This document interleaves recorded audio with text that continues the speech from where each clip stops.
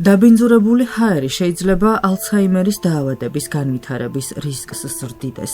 Ამ საკითხზე ამერიკის შეერთებულ შტატებში ახალი მასშტაბური კვლევა ჩატარდა. მეცნიერებმა დაახლოებით 28 მილიონი ადამიანის მონაცემები გააანალიზეს.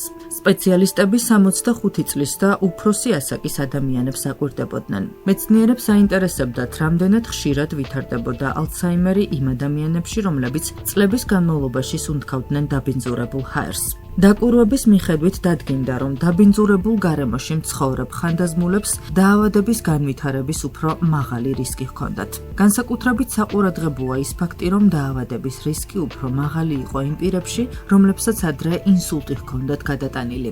სპეციალისტთა განმარტებით, ჰაერში არსებული მტვრის უმცირესი ნაწილაკები შესაძლებელია პირდაპირ აზიანებდნენ ტვინს. სწორედ ამიტომ სუფთა ჰაერი მნიშვნელოვანია არა მხოლოდ სასუნთქი სისტემისთვის, არამედ მეხსიერებისა და ტვინის ჯანმრთელობისთვის.